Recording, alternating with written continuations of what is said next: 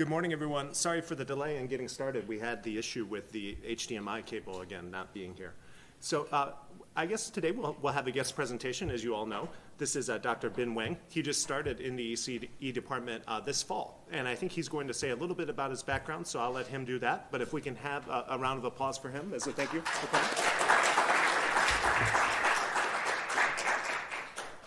Thank you, Dr. Griffith. Thanks for the invite. It's my pleasure to be here and talking about my background and the stuff that I'm doing. Hopefully, they will sound cool to you. So, my name is Bin Wang. I got my PhD from University of Tennessee 5 years ago and spent 2 years in Texas at Texas A&M University for a 2-year postdoc. And then I did a 3-year engineer at National Renewable Energy Laboratory, because I know that our power system is transitioning to a renewable-dominated system, so it's going to be, inevitable to gain some knowledge about renewable and try to see how they would affect our grid. So, all my background, either in bachelor, master, PhD, my working experience, all in power systems. So I have worked on many aspects of power system: the transient stability, small signal, voltage stability, control, oscillation analysis, power flow, some advanced power flow solution technology. I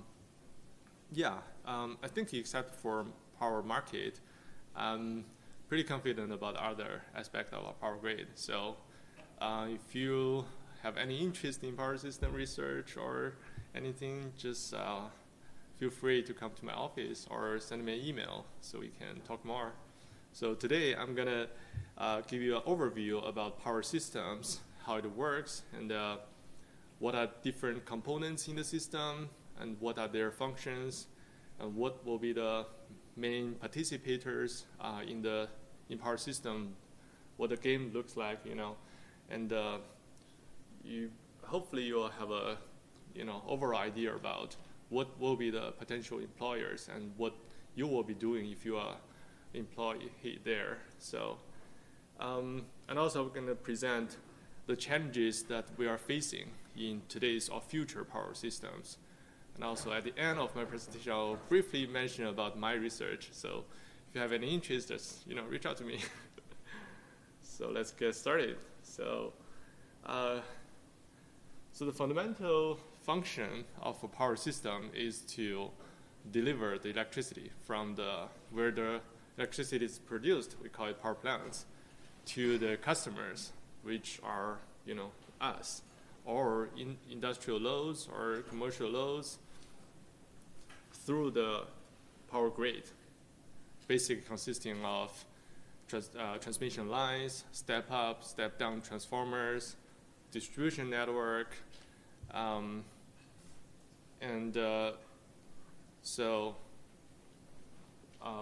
in the past, we have, on the generation side, we have traditional coal power plants, or power plants running on like gasoline, natural gas, nuclear. Those are the traditional power plants. But nowadays, we're having more and more renewables, including solar panels, wind. So those stuff are emerging these days. These years actually. That will change the system behavior a lot, and we are going to see quite different system behavior, and we have to have new technology to handle them and to better serve our goal, which is the electricity supply to our society. And that's the fundamental function. And our system has been experiencing a big transition in the past decade or so. And what is the fundamental driving force for that? The climate change. So if you look at the upper right figure, we have two curves. So the yellow curve here represents the solar activity.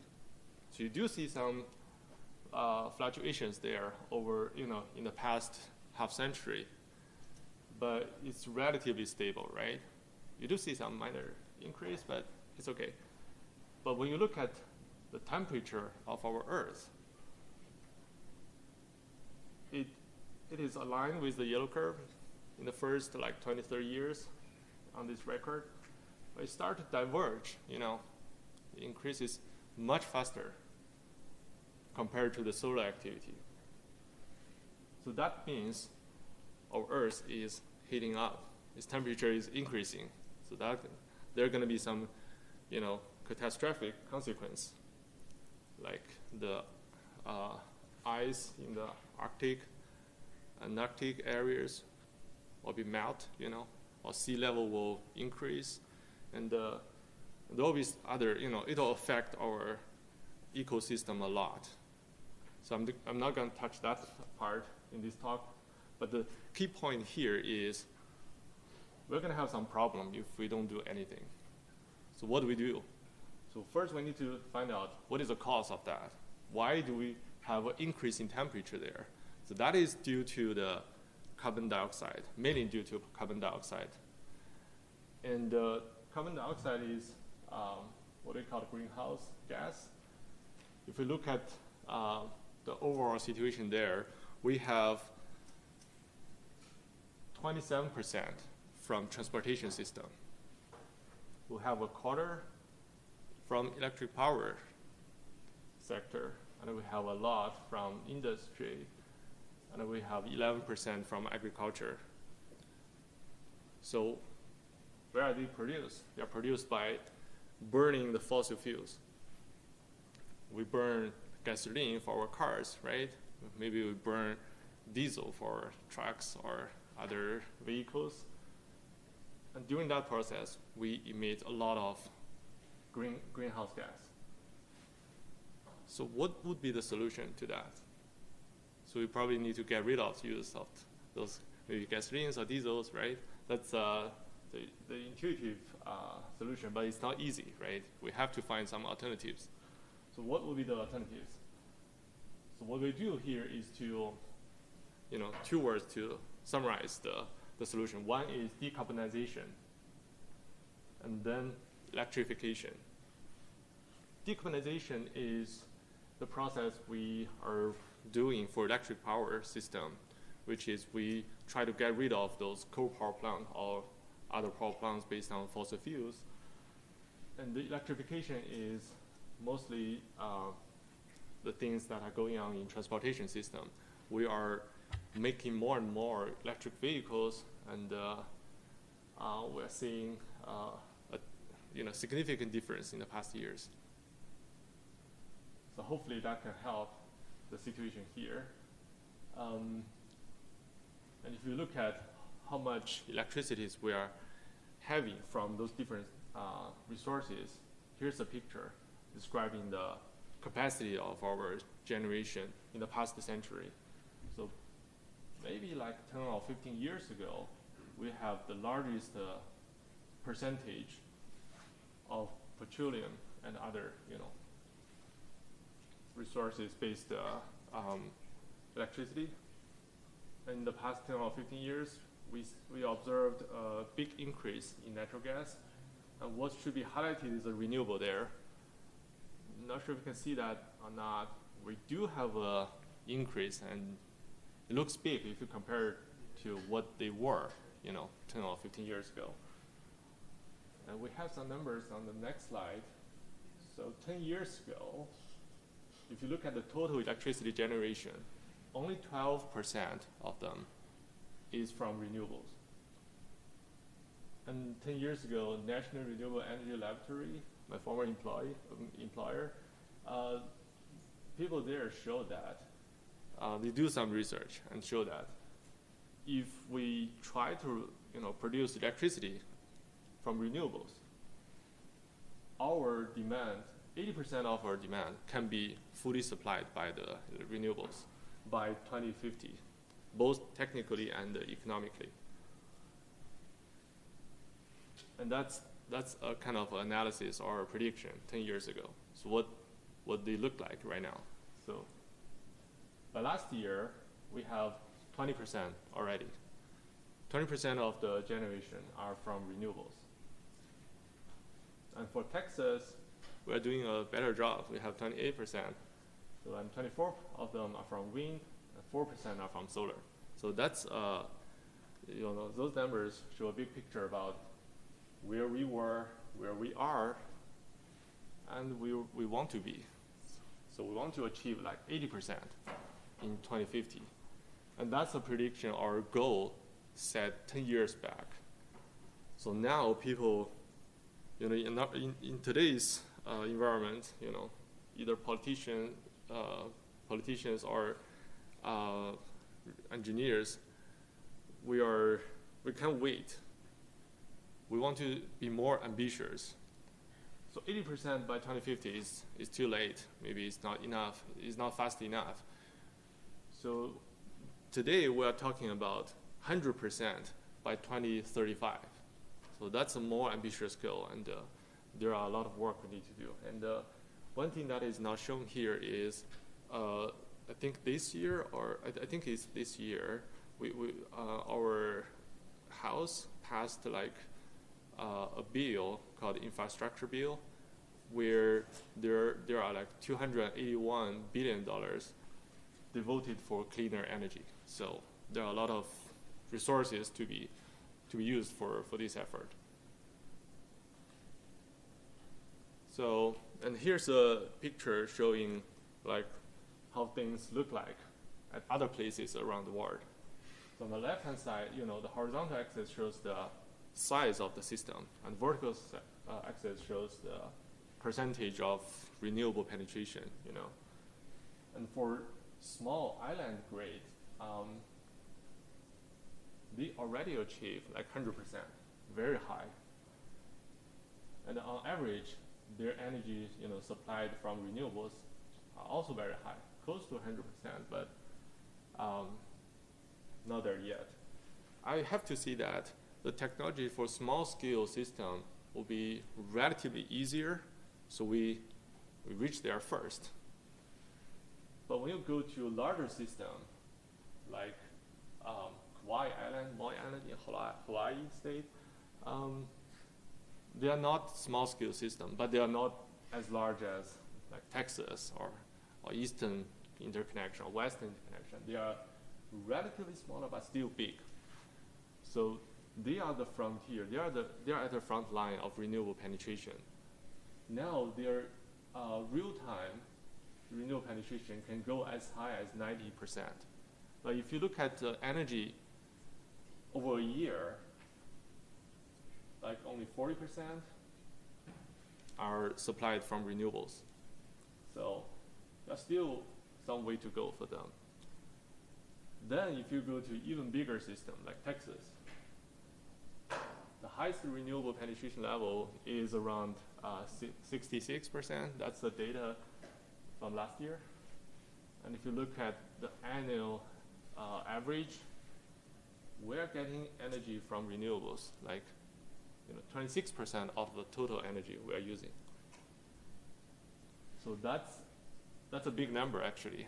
Although compared to the island power grid, it's not as big, but it's very big compared to Eastern connection or Western connection. If you look at data here, their maximum, real instantaneous penetration, the maximum value is only 24%. Our average is greater than that. So, so what I want to say based on this figure.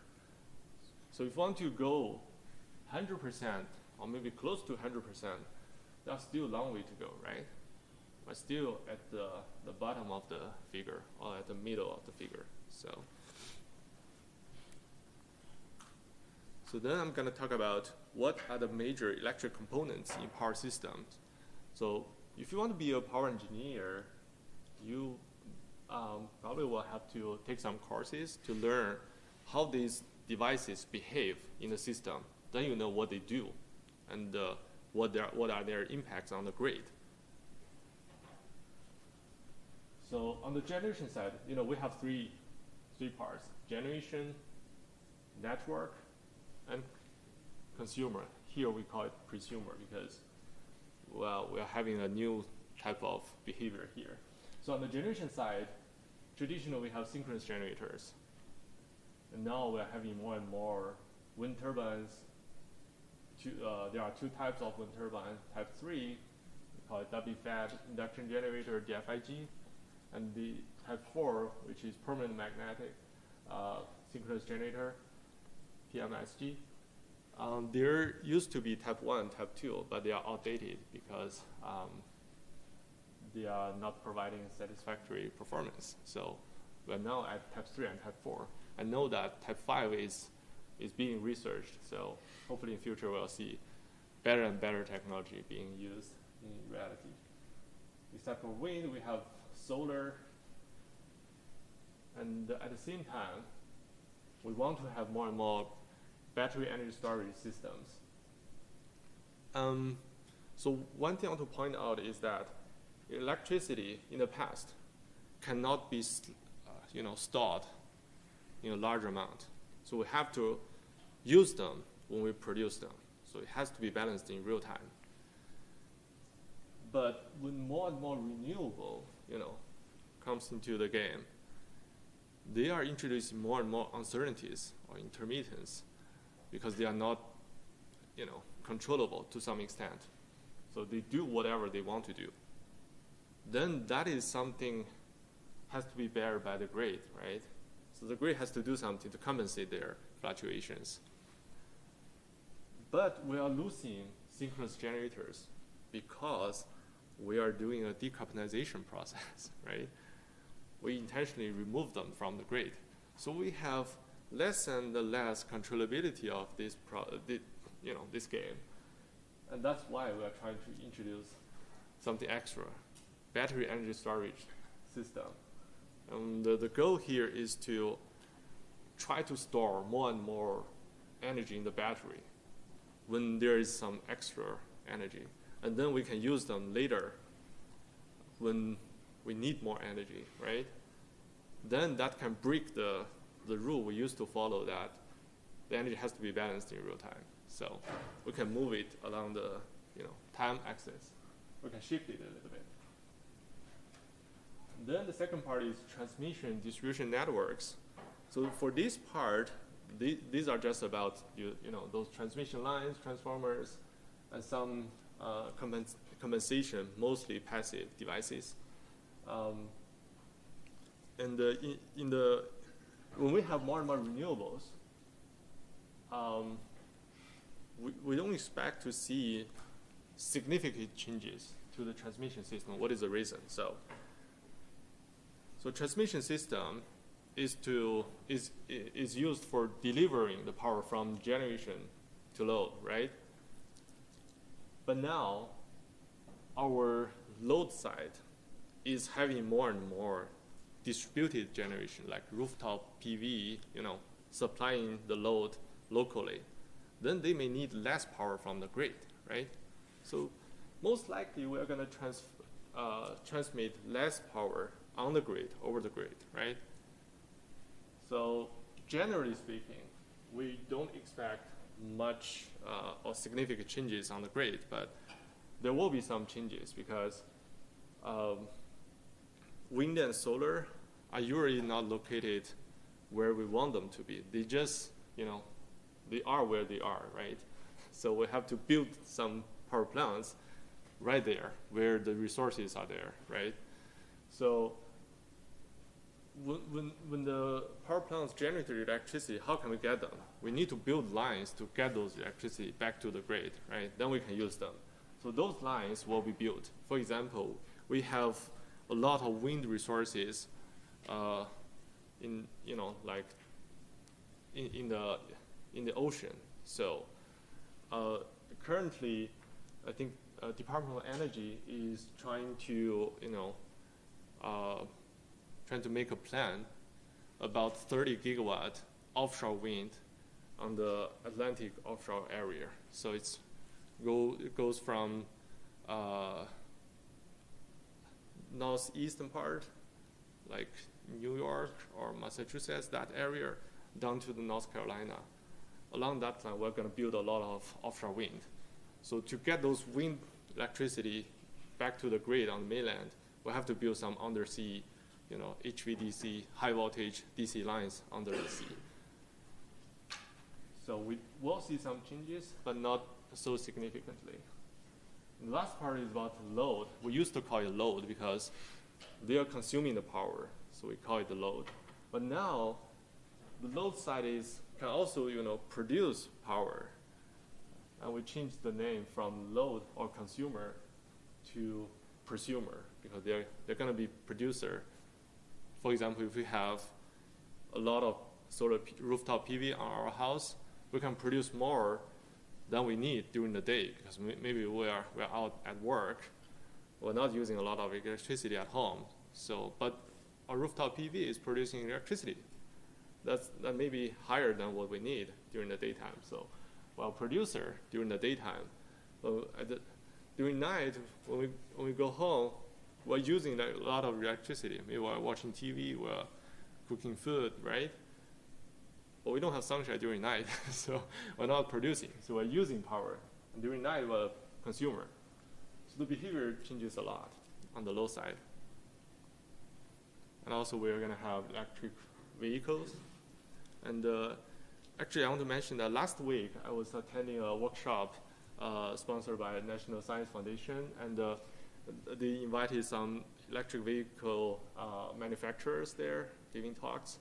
And there one thing that I remember very clearly is that they're saying from now in many states and in future maybe everywhere, the vehicle market is going to be a no plug, no deal market. So if you don't have electricity, system, if your vehicle is not supplied by electricity, you're not going to have a space in the market.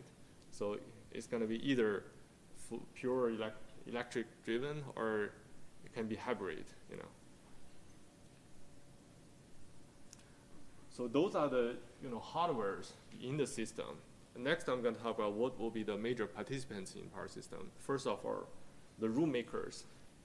So before we have the electricity transactions happening in the system, we're going to have some rule set up to make sure everything is normal, right? So first of all, we have FERC, the Federal Energy Regulatory Commission, and that's a federal agency. They will set up some law or bill to make sure, from high level to make sure the wholesale sale of electricity and natural gas. And another keyword is interstate, because in Texas, our system is relatively independent, so they don't have much controllability here in Texas, because they are only focused on interstate transactions. And the second institution is called NERC. It's North American Electric Reliability Corporation. It's a not-for-profit authority. So this NERC, its responsibility is to make standards, or guidelines for the players in the system, in the power system, to tell them what to follow to make sure everything is right? They make the standards. So basically, how they work together, work with each other. So NERC make those standards, and FERC has to, approve them. Then they will take effect. And NERC has 6 what we call reliability entities. Each will be in charge of a different area in the states. And so NERC, in addition to making standards, the other important responsibility is to monitor or observe the behavior of all the players in their territory. If there is anything abnormal, they're going to capture that, and just like the police, stop a car and sign a ticket, right? So next part is about the balancing authorities. These are the actual players in the wholesale market. So, and their responsibility is to guarantee, first off, the balance between supply and demand at all the time, from second to minute to days, months, or years. And they need to make sure their operating condition can follow the reliability standards. They need to make sure that is satisfied. And they also need to monitor their grid, by deploying many sensors, what we call phaser measurement unit that have been deployed a lot in the past 2 decades. So once we have those sensors, we can monitor our power grid, and we can be proactive about the problems there. So once we identify any potential problem that's going to happen, that may potentially happen, which doesn't happen now, we need to take some preventive control action to make sure that they will not happen, right? So balancing authority is just the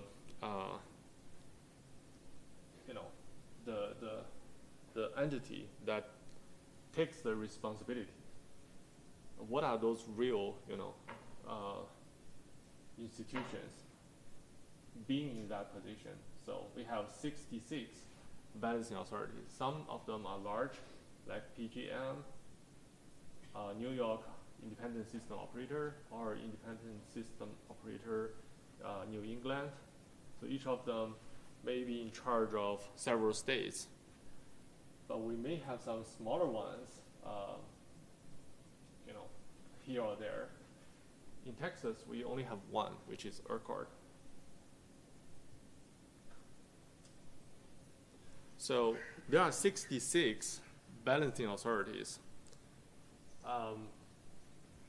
In reality, what we heard most is what we call utility companies, right? So that is kind of a little confusing term, because by using that term, we don't know their background. Actually, there are 3 types of ownership. One is investor-owned, could be private. The second type is public-owned, could be federal, state, or municipal-run utilities, and there could be co-ops, not for profit member-owned utilities. In 2017, the Energy Information Administration did a survey, and they found that there are like 3,000 utility companies that are active in the power market. 2/3 of them are public-owned. So it looks like our resources are in good hands, right? So, and like only 170 are investor-owned, and the rest 800 are co-ops. So CPS Energy is a municipal-run utility company. So what if they do wrong? If there, power outages, even blackouts, happened for sure. Theoretically speaking, we cannot avoid that with 100% confidence level. They will happen. But when they happen, how can we find out who's going to take the responsibility? So we have to look at those reliability standards proposed by NERC, approved by FERC, and check the behavior of those utility companies and compare with the standards. Did they do anything wrong, or they have done the best they can, but still we cannot avoid? Those are very different, right? So for example, in 2008, there was a blackout in Florida, and which is not stated here. Eventually they found that the utility did something, not complying with the standards. So the Florida Power and Light Company was fined for $25 million.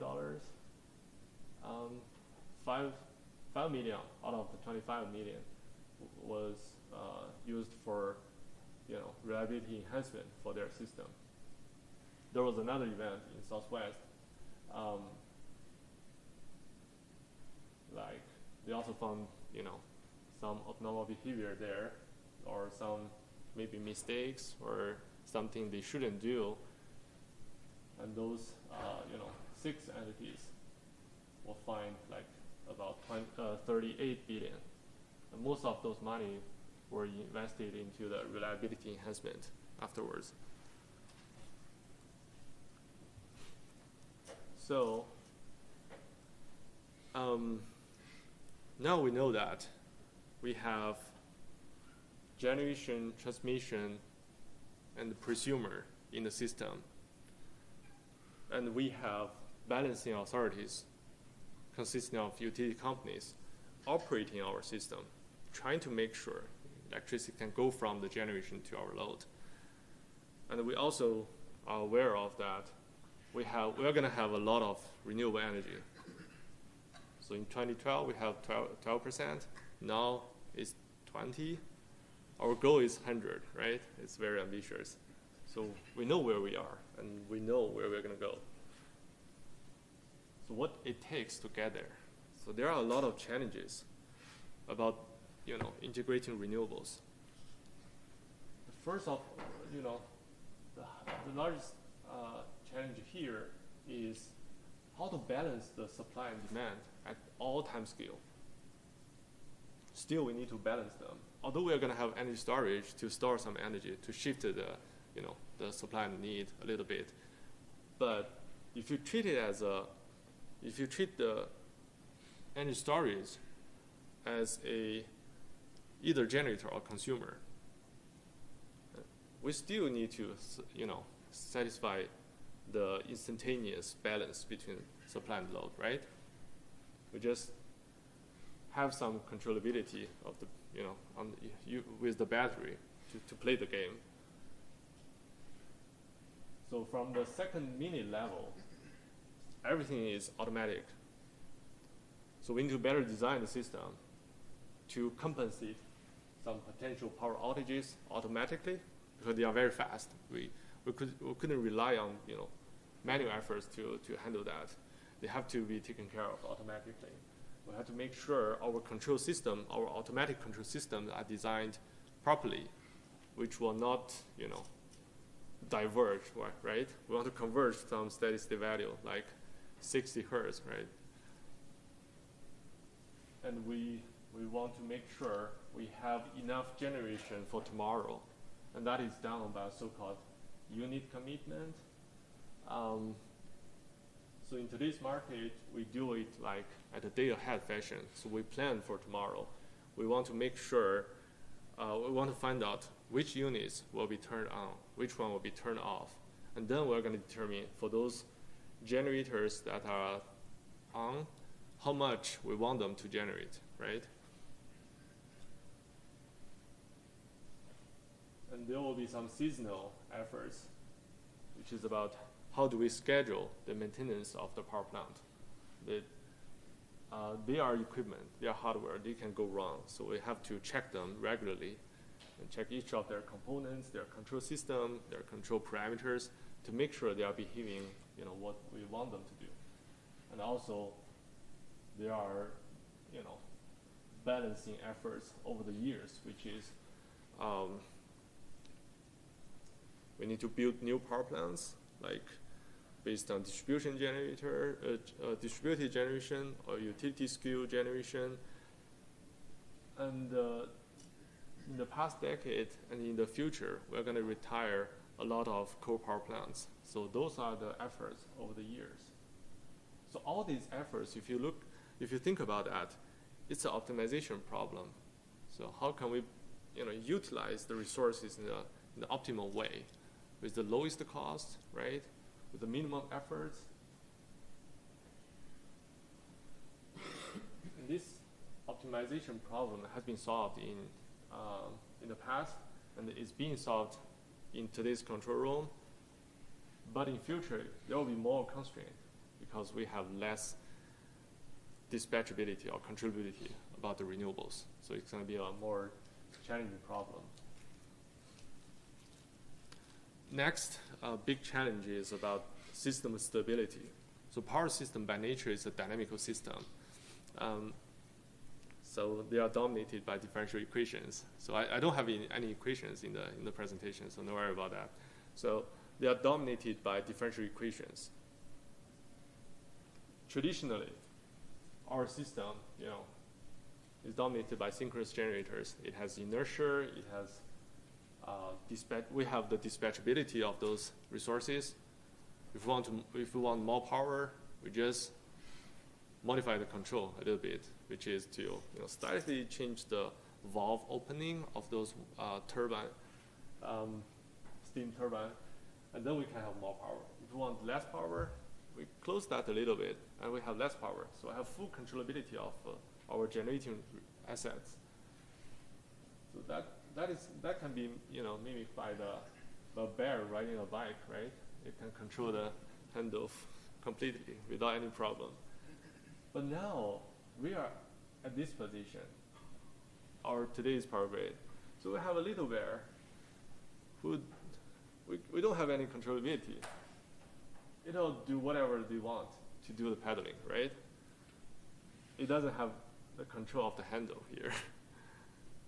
So that's fine if we still have a lot of inertia on the grid, which is from the synchronous generator. But later on, maybe 5 years, 10 years into the future, the little bear is going to become bigger because we're going to have more renewables, and we're retiring our synchronous generators. That's going to be, I'm not sure what's going to happen. So the big bear in the back doesn't have control. The little bear might not be able to control the system well to maintain the stability, right? So that's going to be risky. And at the end, if we don't have the little bear, we only have the power, driving the bike, we're going to fall down. So that's an analogy here to mimic the process, maybe over decades. So we need to do something there to maintain the stability, to get back the controllability. So what we do is to either we are going to keep some traditional generating resources on the grid just for stability purpose. We don't get rid of them completely, right? So maybe we're not 100%, maybe we can do like 99% or 98%. If that's the case, maybe that's a viable solution, right? Or we need to make sure that the big bear in the back will have the controllability. So currently, all the renewables, they are interfaced to the grid by the inverters, power electronics devices. And so far, the control is designed in this way. So they first detect the grid condition, and then they have a reference value about how much power they're going to inject. Then we'll follow that, control reference and the grid condition, so they can determine the voltage they're going to regulate at the terminal. So that is called grid following technology. So with the little bear in the front, the grid is fluctuating. And when they react to that fluctuation, they may amplify that. And then that will cause instability to the grid. A new technology that is being researched today is called grid forming control, which is trying to produce a constant voltage at the terminal, which doesn't depend on the grid condition. So that voltage can support the grid to maintain the voltage and frequency of the system. So it has been demonstrated in small scale, in the microgrid, in the shipboard grid, but it has not been widely used in the bulk power system. So its effectiveness, is unknown to us. We will see. So we need more people to check that, to investigate on that. And the third one is the effectiveness of protection system. So traditionally, it's kind of relatively easy to distinguish the normal condition and a condition we have a fault in the system. For example, we have a short circuit. When we have a short circuit, we'll have a very large current flowing into that point, right? And that short circuit current is produced by the synchronous generator. because the synchronous generator is able to provide 6 times more power or current compared to the nominal value. But with inverters, power electronics-based inverters, we can only provide 1.2 times the regular, the normal short circuit current, normal current. So if we have everything, all the generators interfaced by power electronics, we're not going to have a very big current when there is a short circuit. So it's going to become very difficult for us to distinguish the normal condition and the abnormal condition. So what are we going to do? How can we protect our system? So one way is to keep some generation on the system to provide the short circuit current, so we can still easily distinguish the normal from abnormal. Or we can, increase the capacity of the electronics-based inverters. That's not cost effective because those devices are expensive. And there's a totally different direction to go, which is to get rid of the overcurrent protection scheme. We don't rely on overcurrent. Can we find something else to distinguish the normal condition and the abnormal condition? We don't know. There are some promising schemes, but we need to check them under all possible conditions and make sure they are working. So last 2 slides about my research. One is about power system simulation. So power systems are those hardware-based stuff. We cannot do experiments on those systems in operation. It's going to interrupt our service. So what we do is we do the mathematical modeling, and we use computer to find out the system behavior under expected or reasonable disturbance applied to the system. Traditionally, our model is very simplified, which can only capture some slow dynamics between 0 and 3 Hertz. We call it phasor model.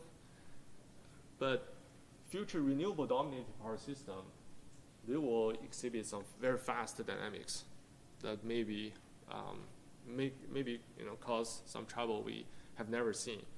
So we have to change our model to some more detailed model and improve our simulation, especially the simulation speed. The detailed simulation is not new. It's already there, but in the past, it's been only used for either small-scale system, or if you simulate large system, it's going to be extremely slow. If you want to look like, for example, 1 second dynamics of the system, it takes like 24 hours to get that 1 second. So it's useless when you get the result, right? Anything bad that's going to happen already happened in the past. So it's too late. So we have to improve the simulation speed, and then we can oversee the problem, and then we can design some approach to avoid that. And the goal is to go large scale and fast. My second research focus is about oscillation analysis. So when we transition from low renewable penetration to high renewable penetration, there's going to be some marginal state where the system try to show some instability behavior. Most likely, these are oscillations. So usually our system is somewhere around the steady state. That's what we call steady state condition. But when the system is unstable, you will see some oscillations, which is the onside of instability. So previously, we only have some analysis approach to characterize the oscillation, which is to find its frequency, find its damping. So we just know some basic property of the waveforms.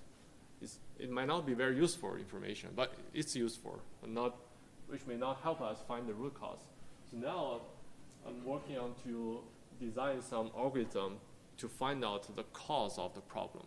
If we can know which device is driving the system to oscillate, the easiest solution is to disconnect that device from the grid.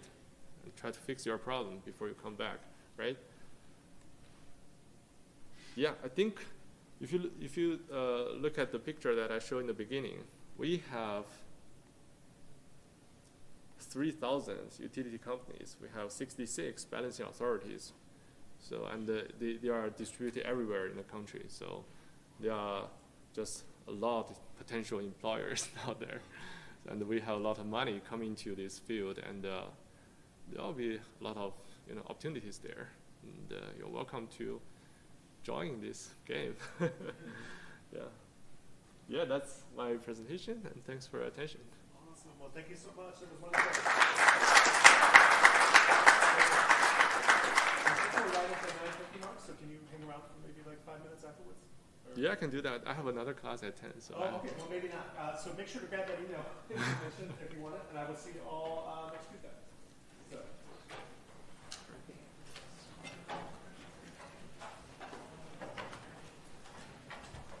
Thanks for coming to give us the lecture, Doctor. That was really good. Oh, thank you. My name is Peter Christensen. I was wondering what, like, 3 categories, not at all, somewhat, and very. How susceptible would you say our power grid is to an electromagnetic pulse attack by an enemy country? And is the Department of Energy or the DoD doing anything to provide, like, defensive measures for that? I know that. That's actually an excellent question. I know that a professor from University of Wisconsin